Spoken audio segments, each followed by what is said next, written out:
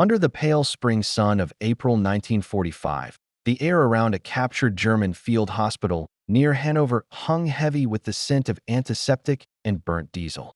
Beyond the rows of makeshift tents, American jeeps idled in the mud, their engines growling low as GIs scanned the horizon for any last pockets of resistance. The war in Europe was ending, but inside those tents, hundreds of women in gray Wehrmacht auxiliary uniforms, nurses, radio operators, clerks, sat in stunned silence, waiting for orders that would never come. They were prisoners of war, though not the kind the Americans had expected. Their rifles were gone, their insignia stripped, and yet their faces carried the same hard defiance as soldiers who refused to surrender. When the camp commander stepped forward with an interpreter, his voice steady, the words echoed through the canvas walls. "You're free to go." For a moment, no one moved.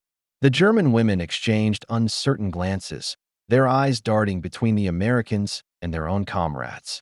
To be told they were free, after months of propaganda warning them of Allied brutality, was something their minds could not reconcile.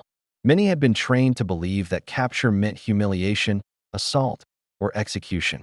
Yet the American soldiers were calm, professional, and even courteous. Some offered cigarettes. Others pointed toward the road leading back to nearby villages. But the women did not rise. Their hands, still rough from handling stretchers and field radios, remained clenched in their laps. It was as if they were waiting for permission from a vanished Reich. The confusion was not just psychological, it was cultural. For years, German women had been told that their duty was to serve the nation, to stand by their soldiers, and to fear the enemy. When that enemy suddenly became their liberator, the foundations of belief cracked. Several women whispered among themselves that this was a trick, that the Americans wanted to test their loyalty. Others argued that to leave would be desertion, that the Führer's army might rise again and punish those who abandoned their posts. In the strange quiet of that captured hospital, ideology wrestled with survival. Outside, an American officer, Captain William K. Daniels, watched the hesitation with growing disbelief. His men had fought their way across the Weser River only days before, capturing hundreds of uniformed women who had been serving as Luftwaffe auxiliaries. He had expected relief, gratitude even, but instead he saw something else, a kind of paralysis. "They looked at us," he later recalled, "like we were ghosts and they were waiting to wake up." For the Americans, the war was now about mercy and rebuilding. For these women, it was about identity, and that identity was dissolving faster than any army could retreat as hours passed.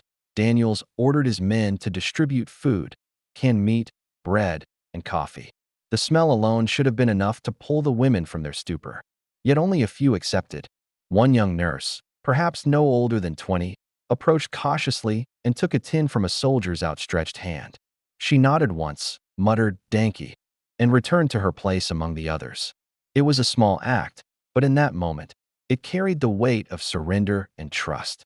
Her comrades watched silently, some trembling, others blinking back tears they did not understand. By dusk, the Americans were growing restless. They had cleared their orders: treat the POWs humanely, release those deemed non-combatants, and move on to the next objective. But releasing them was proving harder than keeping them prisoner. A jeep idled nearby as a corporal shouted the same phrase through an interpreter again. "You are free to go home." Still, the line of women did not move. The translator, frustrated, turned to Daniels. "They think it's a test," he said quietly. "They think if they walk away, they'll be shot in the back." The scene captured the strange twilight between war and peace, a moment when freedom itself became unrecognizable. For the German women, captivity had become the only certainty left. They had food, shelter, and a strange kind of protection under American watch. Outside the camp lay ruins, chaos, and Soviet soldiers advancing from the east. Rumors spread quickly. Villages burned, women taken, families vanished. To stay with the Americans was, paradoxically, to remain safe. One auxiliary, in a faded Luftwaffe jacket, summed it up to a translator weeks later. "In here, we are prisoners. Out there, we are nothing." As the days turned into weeks, some of the women began to adjust. They cleaned the camp voluntarily, tended to the wounded, American and German alike, and even shared quiet conversations with their guards. The soldiers, many barely older than the women themselves, treated them not as enemies but as exhausted humans caught in the machinery of a dying regime. And yet, the Americans could never fully understand the depth of what was unfolding before them. These were not simply prisoners. They were witnesses to the collapse of a national faith. Word spread among nearby Allied units about the German women who refused freedom. Journalists passing through the area took notes, puzzled by the phenomenon. To the outside world, it seemed unthinkable that anyone would choose to remain behind barbed wire instead of stepping into liberty. But liberty meant something different now. For these women, the Reich had given them a sense of belonging and purpose, however warped. Without it, they were adrift. Freedom, one nurse was heard whispering as she stared through the fence at the empty road, is the hardest command to obey. In the evenings, when the fires burned low and the camp fell silent, the Americans could hear them singing softly in German hymns. Their voices fragile but hauntingly united. It was not defiance, it was grief. They sang for lost brothers, for shattered ideals, and for a homeland that no longer existed. The guards would sometimes pause to listen, unsure whether they were hearing mourning or remembrance. The WWII late May. Orders came down to formally disband the temporary holding sites and move any remaining POWs to central collection points.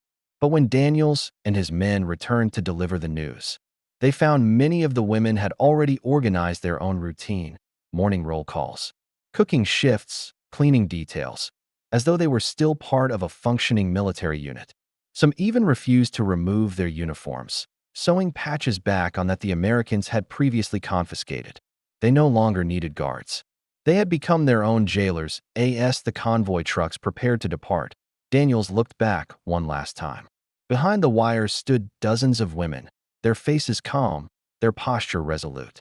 The road to freedom lay open, yet they chose to remain within boundaries that no longer existed. What had begun as surrender had transformed into something else, a quiet rebellion against uncertainty, an act of control in a world that had taken everything from them. That he climbed into his jeep, glancing at the interpreter. "They'll come around," he muttered. But the interpreter shook his head. "No," he said softly. "They already have, just not in the way you think." The engines roared to life, and the convoy rolled away into the gray German countryside. Behind them, the women stood in silence as the dust settled. The war was over, yet their captivity had just begun.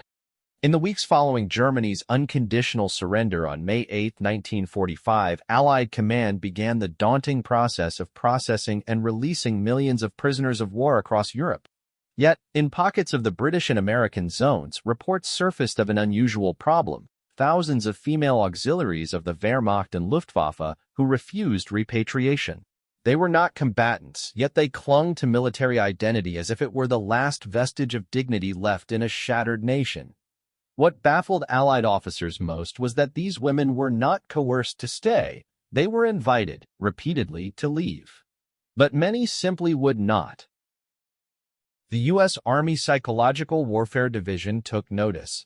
Field officers like Captain William K. Daniels near Hanover and British Major Harold Vickers in the Ruhr sent back identical observations. The German women seemed paralyzed by disbelief and mistrust. They had been told the enemy was monstrous.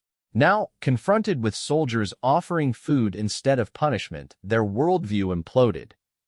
A confidential U.S. intelligence summary noted, "Release was offered and refused in multiple cases. Ideological indoctrination appears a stronger restraint than physical captivity." To understand this paralysis, Allied analysts traced their conditioning back to the National Socialist Women's League and auxiliary training centers. For years, propaganda films had portrayed Allied troops as destroyers of homes, violators of women, and desecrators of faith.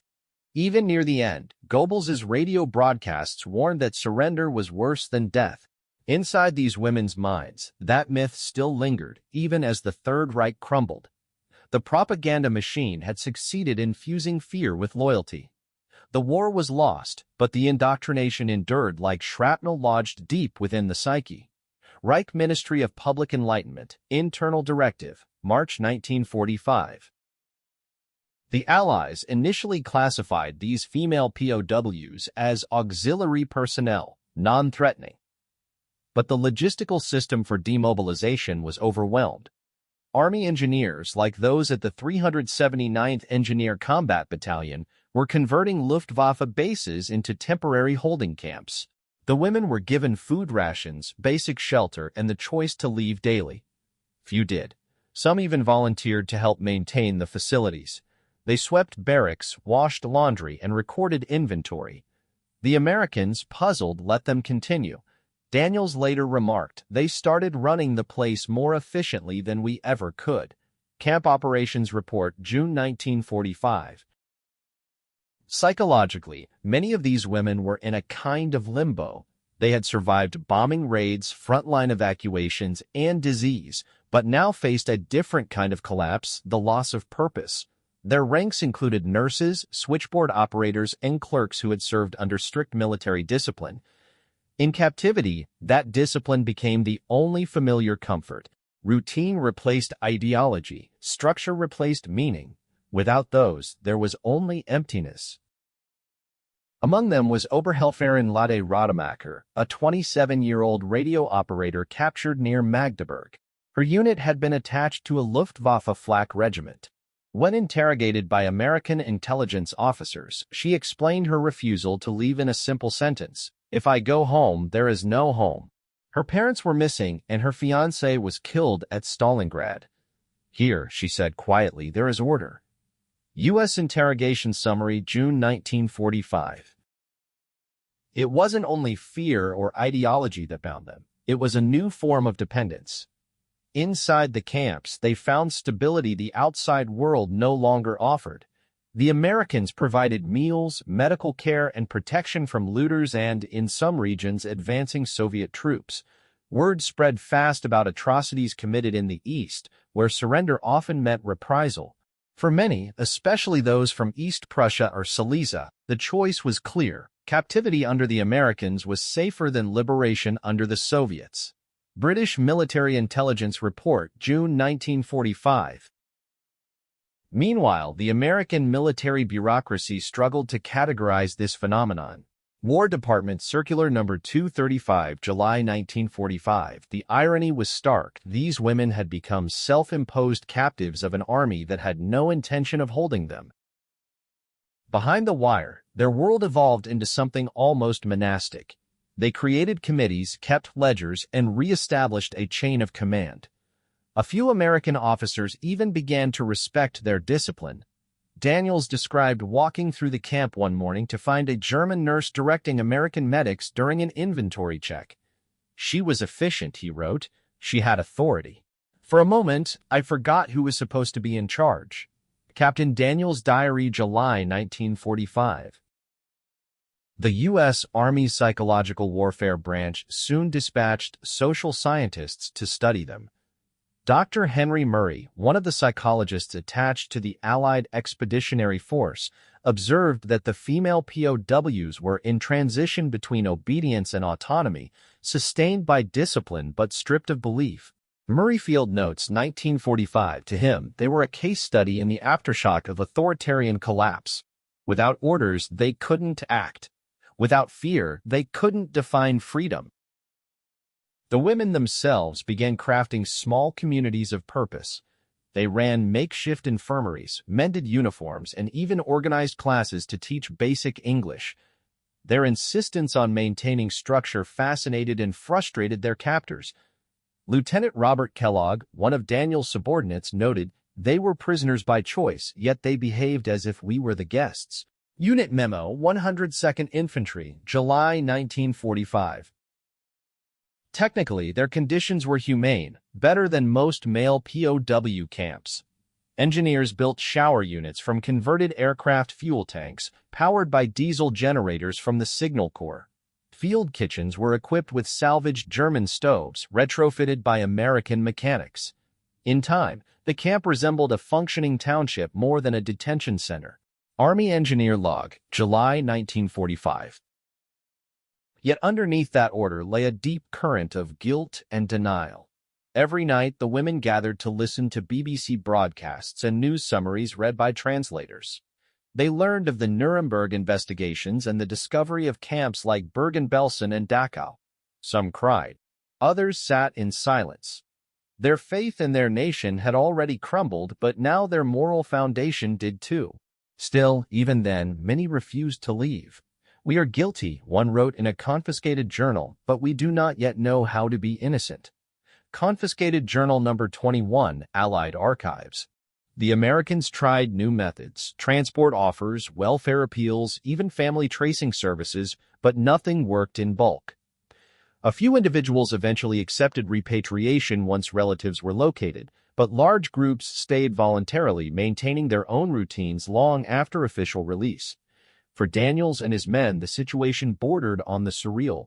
Soldiers who once fought for liberation were now caretakers of people terrified by it. By late summer, Allied command prepared to hand over many of these camps to local German authorities. When the Americans announced the final closure, the women gathered by the fence once again.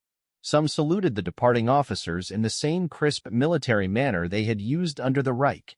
Others simply stood still, watching as the trucks rolled away.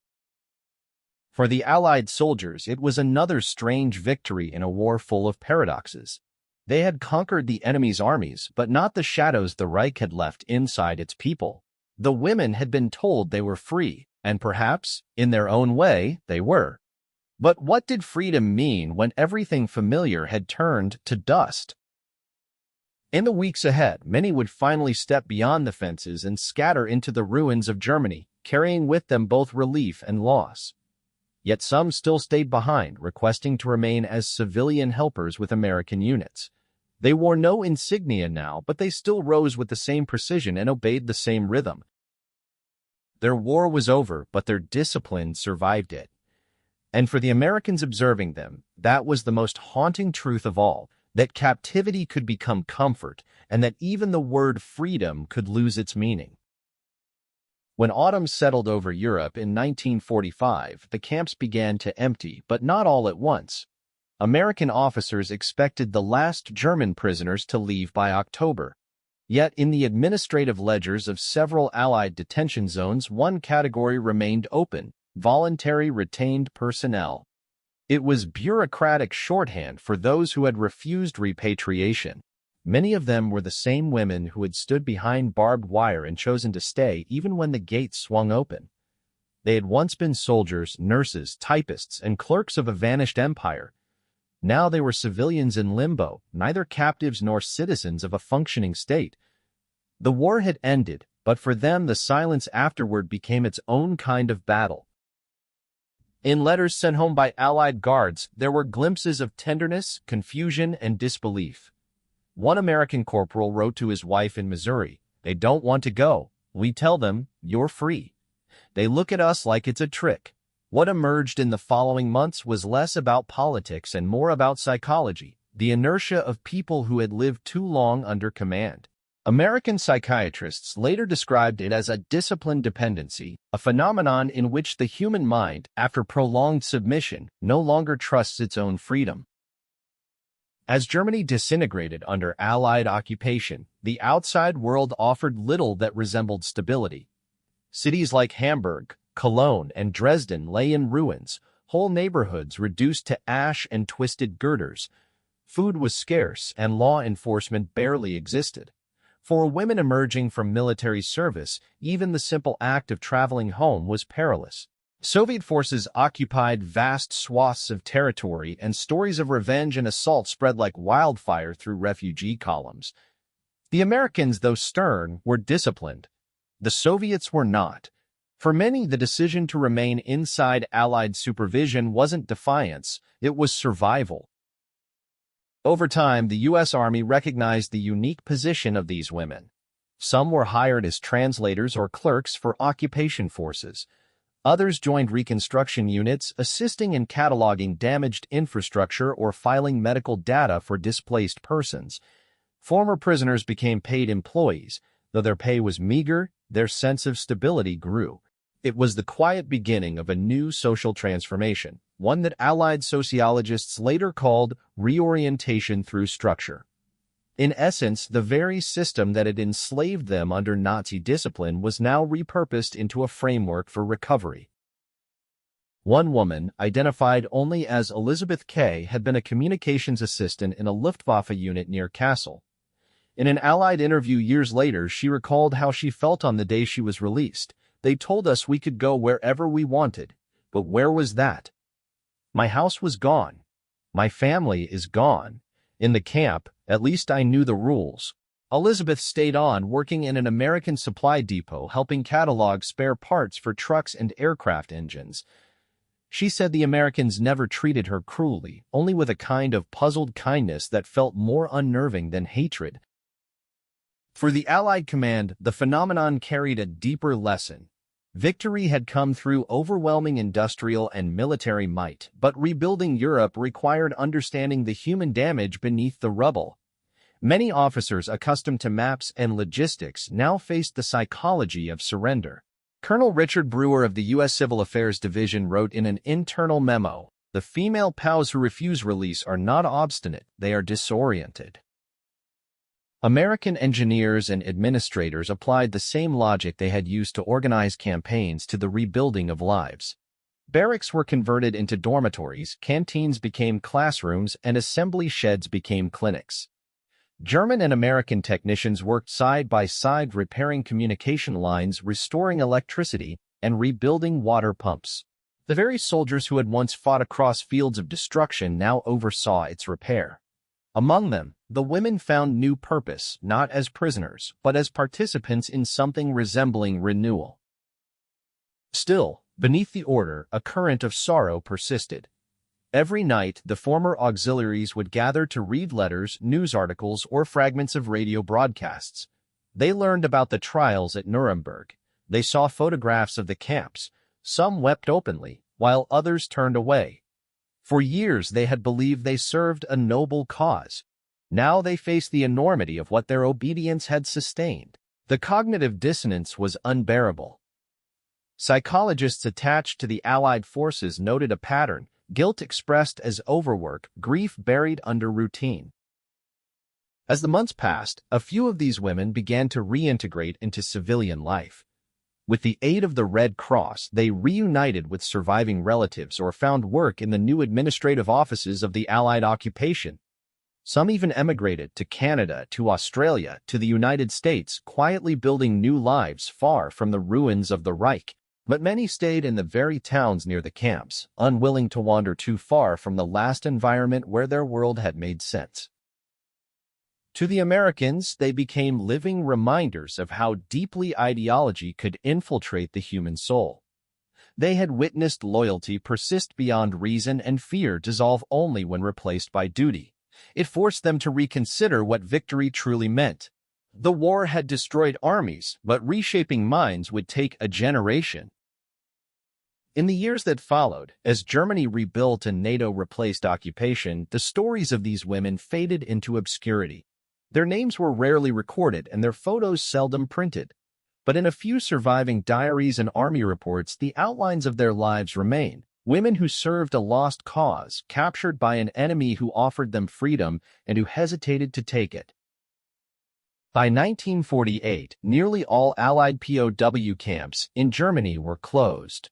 The last of the voluntary internees were transferred to German welfare authorities. Some married Allied soldiers, others slipped quietly into the reborn nation's workforce. When historians later uncovered their records, they were struck by the paradox: prisoners who clung to captivity as a kind of sanctuary. In a debrief decades later, a retired U.S. officer, once stationed in Bavaria, reflected on those days. "We didn't understand it then," he said. "We thought freedom was simple. You open the gate and people walk through. But freedom, for them, meant facing everything they'd lost." Their story endures not as a footnote to surrender, but as a mirror held up to the human cost of indoctrination. They remind us that war doesn't just break nations, it redefines the boundaries of obedience and identity. When the weapons fell silent, some prisoners stayed behind not because they loved their captors, but because they no longer trusted themselves. One of the last surviving auxiliaries, interviewed in 1979, was asked why she didn't leave when she could. Her answer was simple, almost haunting: "Because the walls were gone, but the war was still inside me." In that single sentence lies the enduring lesson of their fate. Victory can liberate the body, but the mind takes longer to heal. In the aftermath of the greatest war in human history, the women who chose to remain behind taught the world one quiet truth, that freedom, without faith or meaning, can feel more terrifying than captivity itself.